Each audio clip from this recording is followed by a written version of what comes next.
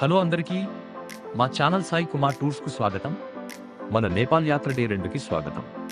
ఈరోజు ఉదయం మనం రక్సౌల్లో ఉన్న హోటల్ ఆర్ఎస్ నుండి చెక్అవుట్ చేసి జనకపురి వైపు మన ప్రయాణాన్ని బస్సులో ప్రారంభించాం.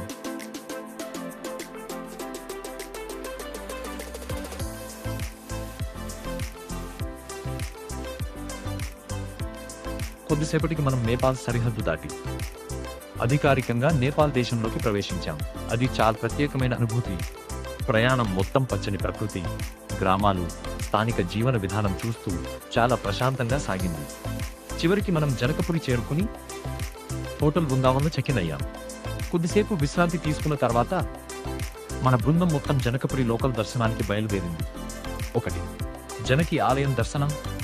ముందుగా మనం జనకి ఆలయంకి వెళ్ళాం. ఇది చాలా వైభవంగా, అద్భుతమైన నిర్మాణంతో అందరినీ ఆకట్టుకుంది. ఇది సీతాదేవి జన్మస్థలంగా ఎంతో పవిత్రమైన స్థలం.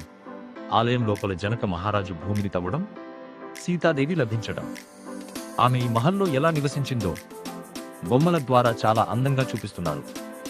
అక్కడ మనం అందరం దర్శనం తీసుకుని ఒక దివ్యమైన అనుభూతిని పొందాము. 2.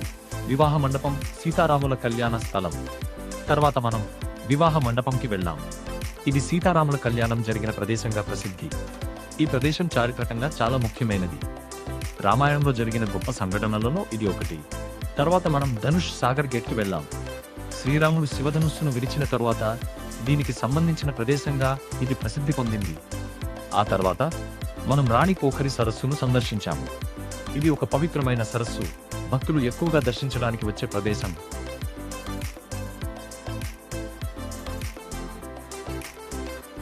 అక్కడి పరిసరాలు, మార్కెట్ ప్రాంతం కూడా చూసుకుంటూ సాయంత్రానికి మళ్ళీ హోటల్కు తిరిగి వచ్చాము. డే 2లో మనం ప్రయాణం మరియు దివ్య దర్శనం రెండూ అనుభవించాము.